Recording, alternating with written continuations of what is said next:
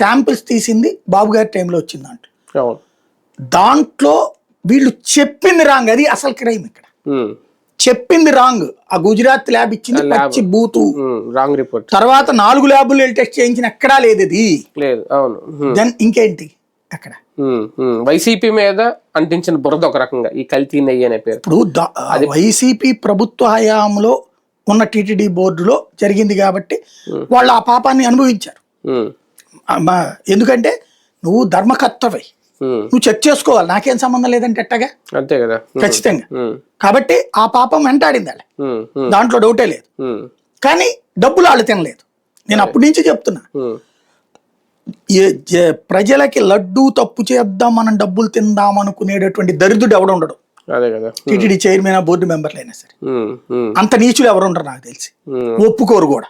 అంత పాపాన్ని ఎవడు నెత్తిన పెట్టుకోడు అప్పుడున్న బోర్డు మెంబర్స్ అయినా సరే. దగ్గర నుంచి కమిషన్ తీసుకుని అట్లాంటి తప్పులు చేయించేటటువంటి తప్పు చేస్తారని నేనైతే అనుకోను. ఎందుకంటే వాళ్ళకి ఏంటంటే ఓ ప్రివిలేజీ టీటీడీ బోర్డు మెంబర్ అంటే, ప్లస్ దర్శనానికి వాళ్ళకి వాళ్ళంతమందికి అవకాశాలు వస్తాయి. అందుకోసం ఆ పోస్టుల కోసం వెంటబడతారు. కానీ దేవుడు సొమ్ము తిందామని బోర్డు మెంబర్లు అవుతారని నేను ఇప్పుడు అనుకోను. అఫీషియల్ గా అధికారికంగా ఇప్పుడు సిట్టింగ్ ఏమైనా క్లారిటీ ఇవ్వాలి దీని మీద? ఇంకేం లేదు, సుప్రీంకోర్టు ఏమైనా క్లారిటీ ఇస్తుంది అని చూడాలి. అంటే వీళ్ళు ఇచ్చిన నివేదిక ఆధారంగా, సిట్ ఇచ్చిన నివేదిక ఆధారంగా. రైట్, చూద్దాం. కల్తీ అయితే జరిగిందని చెప్తున్నారు. కాకపోతే మొన్నటి వరకు చెప్పిన ఆ జంతు అవశేషాలకు సంబంధించిన ఆ కొవ్వు అయితే ఇప్పుడు దాన్ని పక్కన పెట్టారు. వేరేది ఏదో కల్తీ అయితే అది కూడా కెమికల్ కల్తీ జరిగింది అనేది. మరి దానికి ఏమైనా సంప్రోక్షణ ఉంటుందా? రాజకీయం కోసం దీన్ని ఇంకొక 2-3